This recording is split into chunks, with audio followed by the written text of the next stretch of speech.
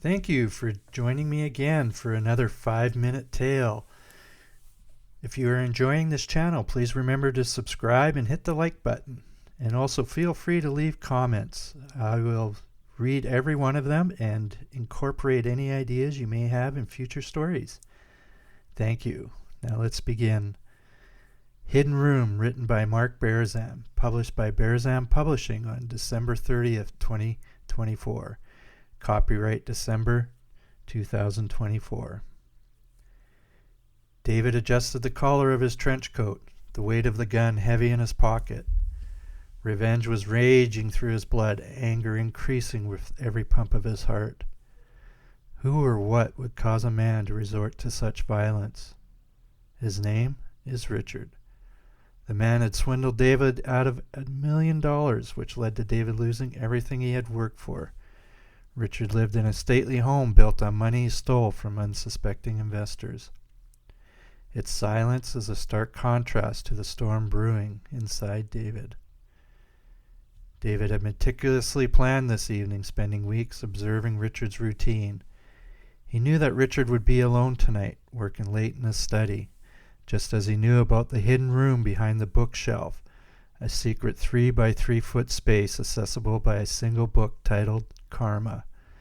Thanks to the local builder not happy with Richard either, David learned everything he needed about the home to make this a successful hit.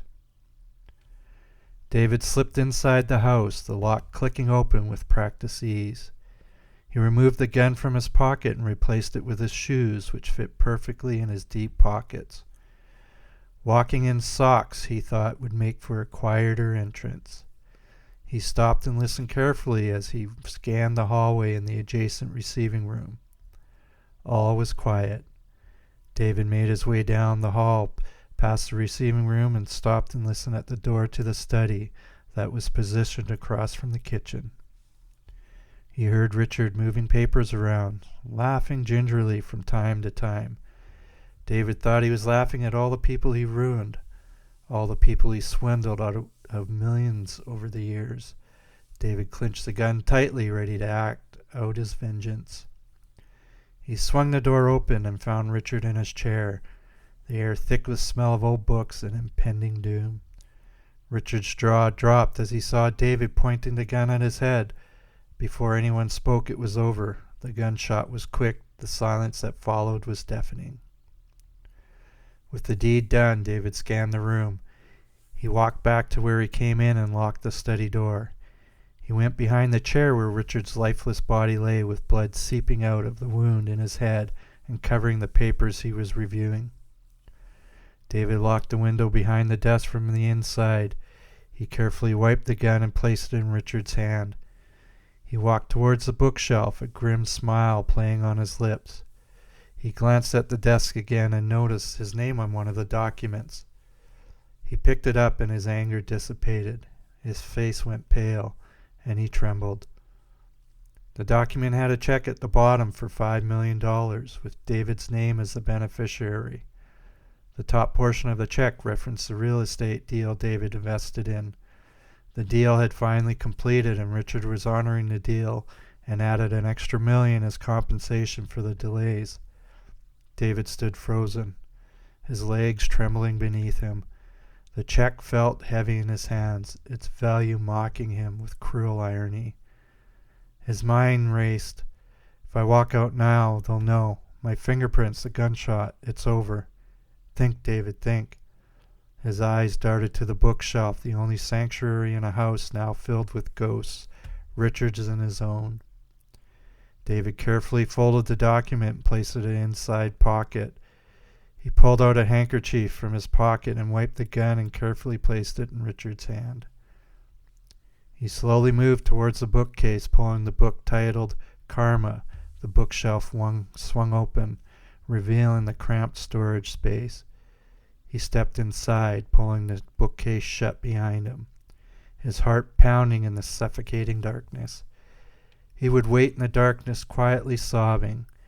He knew someone would find Richard's body soon, and then he could make his way out of the bookcase. Richard wasn't always a villain. Before the schemes in the lavish house, He was a struggling entrepreneur, desperate to keep his failing company aloft. Somewhere along the way, desperation turned to greed, and greed consumed him. If David had known this, had heard the small twinge of remorse in Richard's laugh, perhaps things might have turned out differently. Came here for justice, but this is no justice. What have I done? The man I hated, the man I blamed for everything. He was trying to make it right, trying to save me, and now it's too late. David slid down the wall, pulled his legs in tight, and sat on the floor. The aroma of freshly brewed coffee and sizzling bacon filled the air as Maria bustled around the kitchen, humming a soft tune. She paused by the window, glancing out at the expansive garden bathed in the pink hues of dawn. A pang of unease settled in her chest. Why hasn't Mr. Richard come down yet, she thought. Maria had worked for Richard for 5 years, long enough to know his routines. She liked the man, even if he could be aloof and curt. He'd always been kind to her daughter, slipping extra cash into her paycheck around the holidays or buying little gifts for birthdays. She wiped her hands on her apron, grabbed the tray with Richard's breakfast, and stepped out of the kitchen. Her heart rate quickening. "Mr. Richard," she called, her voice echoing down the empty hall. She knocked softly on the study door. No answer. She tried to open the door, but it was locked. Her knock grew louder, more insistent, until she was pounding with her fist. Panic gripped her. She fumbled for the spare key hidden in her apron pocket, her hands trembling. The moment the door swung open, the sight of his lifeless body hit her like a freight train. The tray in her hands clattered to the floor, the porcelain shattering as her scream tore through the stillness of the house. "No, no, no," she sobbed, staggering back, her hands clutching at her chest. The man she thought was invincible, untouchable in his wealth and power, now lay slumped over his desk in a pool of blood. Maria backed out of the room, her legs weak beneath her. She stumbled toward the phone, barely able to dial. "Hello, police, it's Mr. Richard. He's dead." Her voice broke as tears streamed down her face. She stood trembling in the grand hallway, the warmth of the morning suddenly cold and oppressive. David listened as the police arrived and combed the scene. To his relief, they quickly concluded it was a suicide, but the regret of his actions was growing like a raging forest fire. 14 long hours later, they finally left. David waited, counting down the minutes until he could make his escape. An hour later, he tried to open the bookcase. It wouldn't budge. Panic set in as he realized there were no controls inside the secret compartment. He thought to himself, who would build a secret compartment with no way to open it from the inside? David screamed, but no one was going to hear him. No one came for David. No one came looking for him. Trapped in his self-made tomb with no food or water, David succumbed to the darkness, his body a silent testament to the price of revenge. His body slowly shut down from dehydration. David learned the value of water the painful way. A year passed. The grand house stood empty. Richard's life and death fading into forgotten memory. During an estate sale, a curious buyer browsing the dusty bookshelves pulled out a book titled Karma. The heavy bookcase swung open, revealing a decomposing body, its bony fingers still clutched together. There was a scream.